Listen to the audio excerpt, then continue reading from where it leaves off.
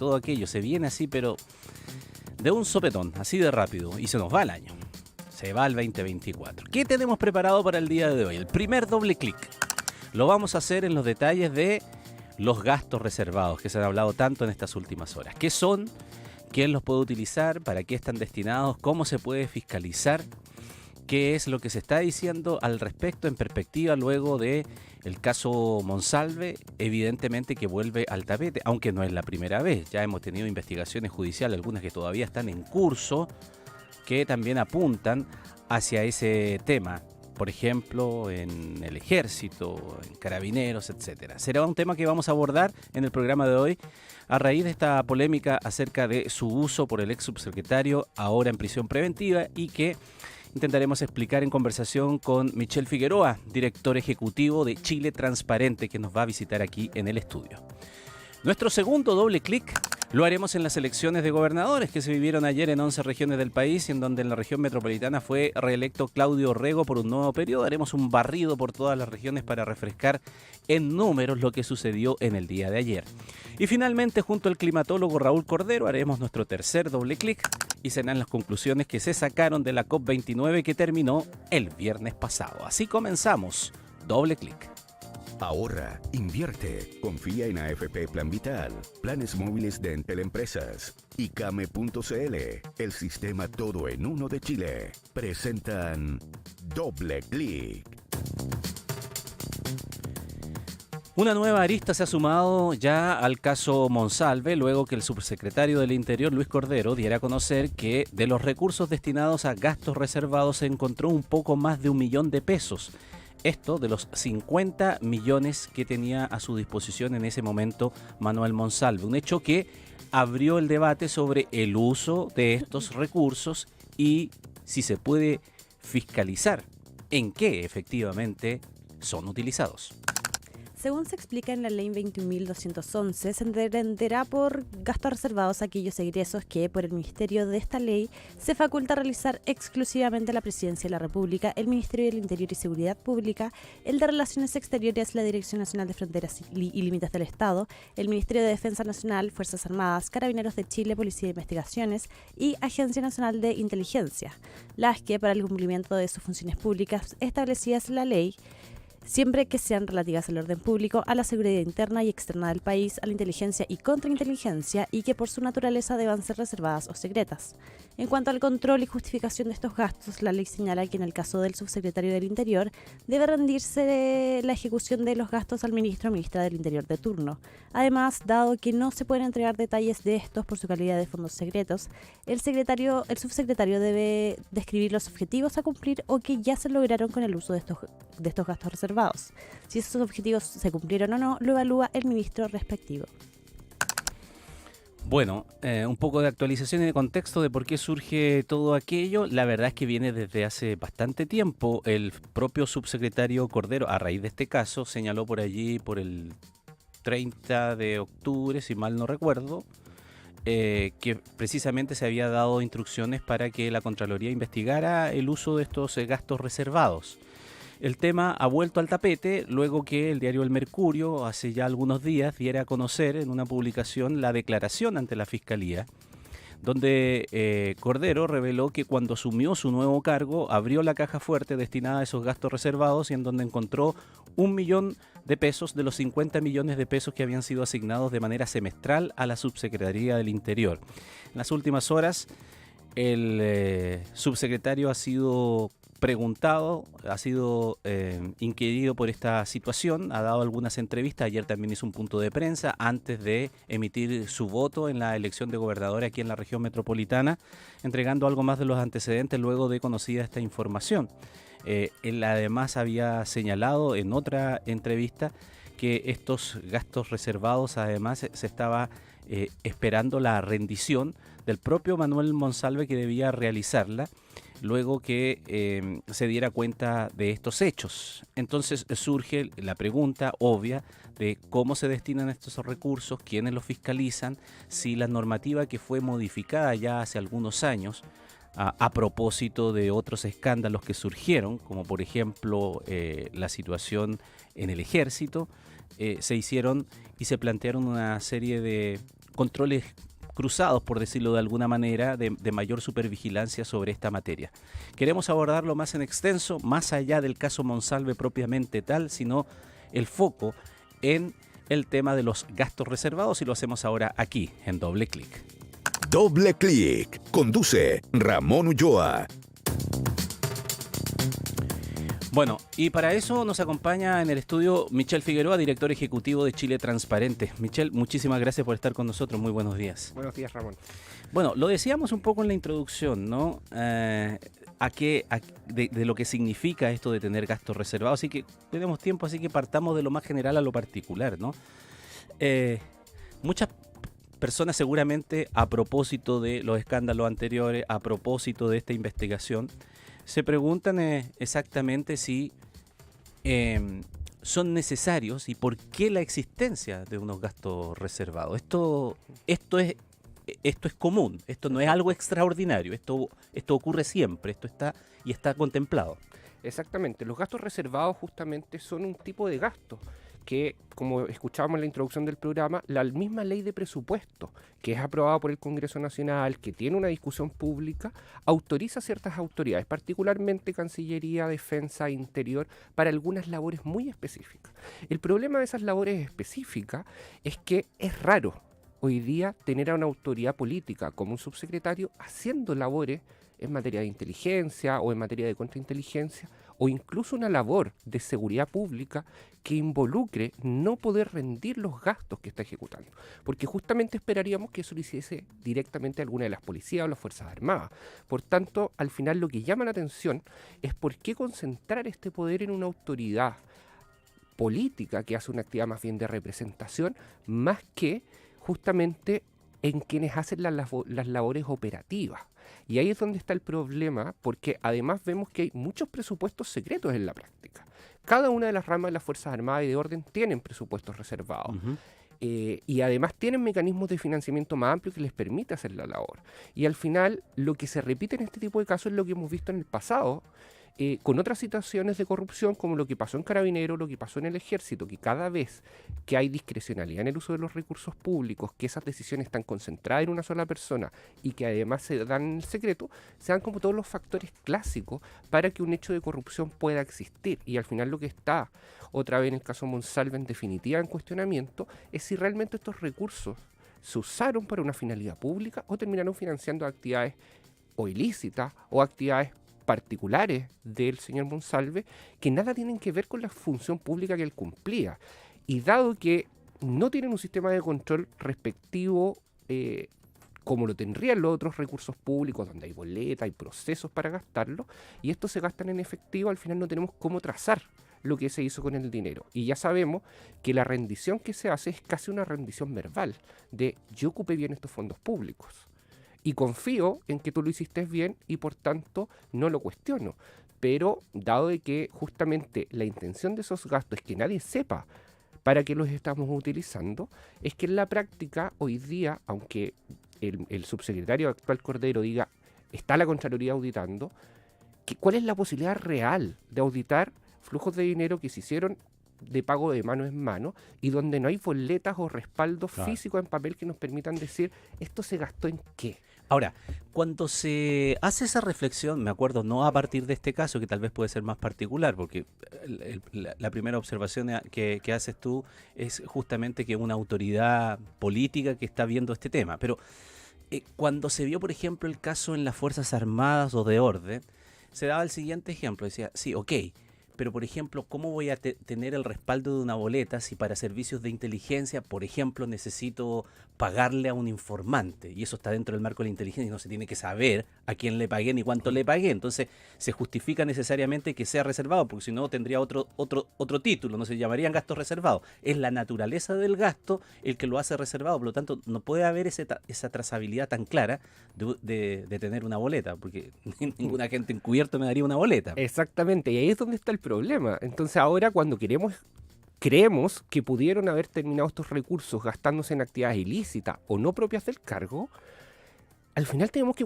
cuestionarnos si realmente necesitamos en este tipo de autoridades ese gasto, porque efectivamente no vamos a tener en primer lugar cómo saber en qué se gastaron esos recursos, y hoy día, aunque el ex subsecretario declaren que lo hizo, todos, dado la situación que está viviendo, vamos a desconfiar de lo que nos está diciendo. Y por tanto siempre va a quedar sembrado este manto de dudas. Y al final lo único que va a poder hacer la Contraloría es determinar cuándo se sacaron las platas de las cuentas corrientes que tienen autorizado y cuándo se sacaron de la caja fuerte, pero hoy día saber en qué se utilizaron, si le dio esta plata a alguien más, si terminó utilizándolo para bienes ilícitos. De hecho, acá las películas norteamericanas son buenas para ejemplificar esto. Cuando van los militares y le pasan fajos de billete en la guerra a un informante, para eso es. Y pensar que un subsecretario está haciendo ese tipo de operaciones en su día a día es muy extraño, para que termine financiando una cantidad de recursos como los que hemos visto que se gastaban. Es muy extraño. ¿Cómo se le podría, a su juicio, darle más transparencia a esta situación sin tener que pensar en eliminar el gasto como tal? ¿O la posición más radical es sencillamente que esto no tiene que existir? A ver, los gastos reservados son necesarios en todo el mundo justamente para proteger los intereses del país, tanto internos como externos. El problema es que hoy día nosotros, más allá de que tengamos un sistema de gastos reservados, no tenemos un buen sistema de control balanceado entre los distintos poderes del Estado. Y hoy día, por ejemplo, a pesar de que en el Congreso tenemos comisiones que sesionan de forma secreta, como la Comisión de Defensa, las comisiones de inteligencia, debiesen ellos, dada la naturaleza fiscalizadora también que tiene la Cámara de Diputados, poder hacer algún tipo de control. Pero lo que hemos aprendido en el pasado, por ejemplo, en el caso de lo que era la ley reservada del cobre, es que habitualmente las autoridades terminan diciendo cualquier cosa. Y hoy día, por tanto, lo ideal sería tener gastos reservados en lo mínimo posible. En segundo lugar, en acciones más operativas y no en acciones políticas, de tal forma que pudiéramos evaluar desde el punto de vista un objetivo indeterminado y desde ahí hacer seguimiento si se está cumpliendo o no ese objetivo. Pero es muy difícil, honestamente, encontrar absoluta transparencia en un lugar que es oculto. Porque imagínate, entramos a una sala que está toda sin luces, negra, oscura, y vamos prendiendo una linterna, vamos a ir pudiendo iluminar parte de las cosas, pero jamás vamos a encontrar absoluta transparencia en algo que por la naturaleza de la acción política tiene que ser reservado. Ahora, queda entonces un poco todo esto a ¿cómo se llama? A la buena fe. A la buena fe y a la honestidad del funcionario. Exactamente, y de hecho, en su momento, por ejemplo, en la ley reservada del cobre, los altos mandos de las Fuerzas Armadas tenían que enviarle a la Contraloría una rendición de los gastos reservados, y que era nada más y ni nada menos que una declaración jurada de buena fe del uso de los recursos públicos. Y al final es la misma figura la que se termina repitiendo acá. Y por tanto, al final, volvemos a una discusión que es anterior. ¿Cómo necesitamos quizás los valores de quienes ejercen cargos públicos y que ejercen cualquier tipo de función pública, pero también cómo diseñamos un espacio institucional que, más allá del uso de los recursos públicos, pueda evaluar el cumplimiento de objetivos en las instituciones del Estado? Ya, pero una primera frontera sería posible, por ejemplo, limitar a quienes, por ejemplo, en este caso, un subsecretario del Interior, tener un gasto reservado si son para temas de inteligencia, por ejemplo. ¿No sería tal vez una manera más restrictiva de que sea el funcionario de inteligencia encargado que maneje esos recursos y no necesariamente una autoridad política? Porque cuando uno dice ya una autoridad política, puede pensar, si tiene este nivel sencillamente de buena fe, un funcionario político puede operar políticamente justamente para otros fines. Ni siquiera estamos hablando de este caso en particular, de cualquier caso de financiamiento de político, digo, ¿no? O sea, acá lo que tenemos en riesgo justamente es que haya habido financiamiento ilegal de la política, que haya habido financiamiento al crimen organizado, al narcotráfico, o quién sabe, cuestiones en la zona de la Araucanía. Entonces, al final lo que necesitamos justamente es que este tipo de operaciones las lleven los organismos técnicos especializados. Chile tiene una Agencia Nacional de Inteligencia, las Fuerzas Armadas y de orden, cada una de las ramas tiene un área de inteligencia en ella, y ahí debiese estar restringido el gasto propiamente tal en materia de recursos reservados, porque justamente nadie se imagina que un ministro, un subsecretario va a ir a hacer acciones de inteligencia y ofrecerle un pago por información Claro. por ejemplo, a un narcotraficante. Entonces, al final, hay que restringir el uso de estos recursos a quienes realmente lo tienen y ponderar también en el debate en el Congreso si quienes cumplen una labor política realmente necesitan este tipo de recursos. Porque, por ejemplo, nadie está cuestionando hoy día que el canciller pueda tener derecho a estos gastos y nadie está, por ejemplo, desconfiando de la labor que él pudo haber hecho para mantener los intereses del país. Pero sí hoy día estamos desconfiando, dado que el ex subsecretario está en una situación ilícita o siendo responsable por un delito penal, estamos al final cuestionando toda la institucionalidad en esta materia. Y muchos de estos cuestionamientos lo que van haciendo es debilitando justamente la institucionalidad y van debilitando la confianza que tenemos ante nuestras autoridades públicas. Michelle, por ejemplo, cuando estalló el caso de las platas en el ejército, también se cuestionó mucho esto y se conversó mucho. Y la institucionalidad respondió señalando y haciendo algún tipo de modificaciones, de intensificar los controles o hacer otro tipo de controles más cruzados.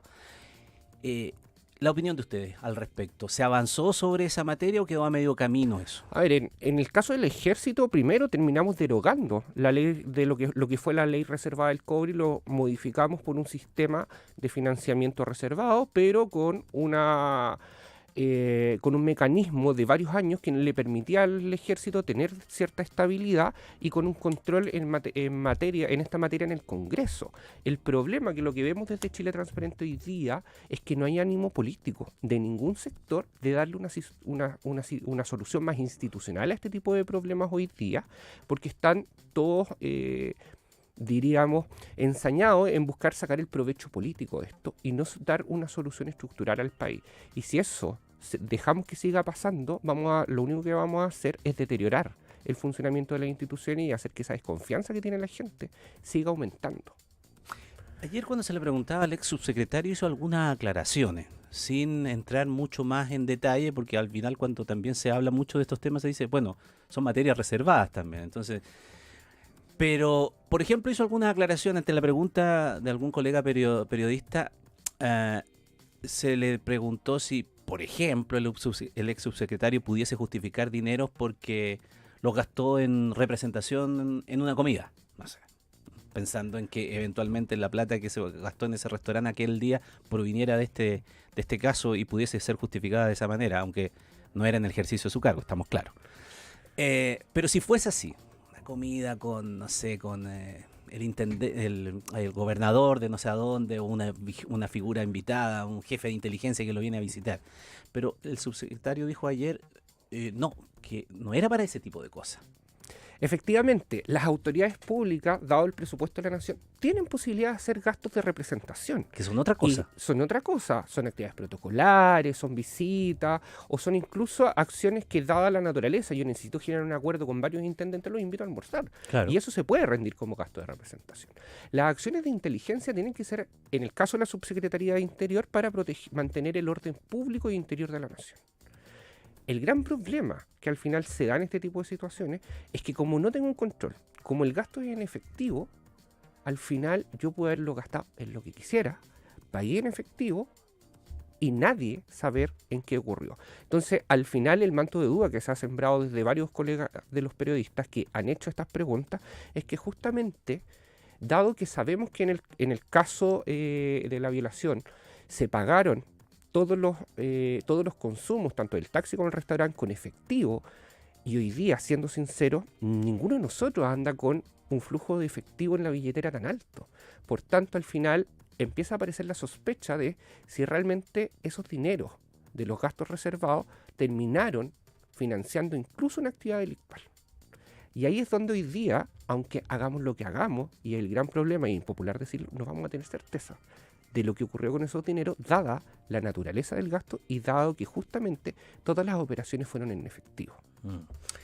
Sobre lo mismo, algo explicó también ante otras dudas periodísticas el subsecretario Cordero en el día de ayer. Dijo que había una especie de controles que eran algo más cruzados. Por ejemplo, el subsecretario tenía que rendirle de alguna manera, no en el detalle específico, según lo que entendí de sus palabras, al propio jefe de él, que es el ministro del Interior en este caso. O sea, Monsalve debería rendirle a Carolina Toá de alguna manera y seguir, o sea, ese es uno de los controles.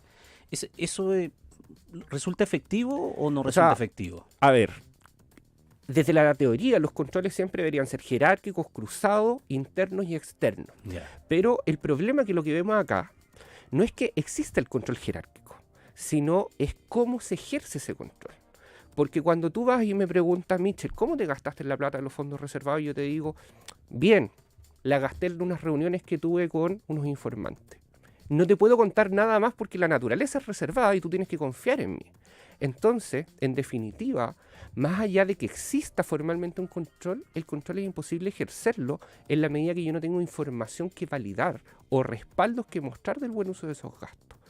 Y si hubiera respaldo, ya tengo el riesgo de perder el secreto de las acciones que estoy cometiendo. Y por tanto, ya se desvirtúa el objetivo que tiene este. Claro. Por tanto, al final, todos los gastos reservados terminan siendo una gran bolsa de plata que yo, a ojos cerrados, le entrego a alguien y tengo que confiar que esos recursos los va a usar en lo que yo le dije. Y al final, cuando ejerzo esa acción de confianza, tengo que hacer un acto de fe en que éste los va a cumplir. Y hoy día lo que vemos en nuestro sistema político es que ya no podemos andar haciendo actos de fe con la gente, o con nuestras autoridades o con nuestros funcionarios. Por tanto, tenemos que tener un sistema que nos permita este control, pero sin desvirtuar el objetivo de la reserva.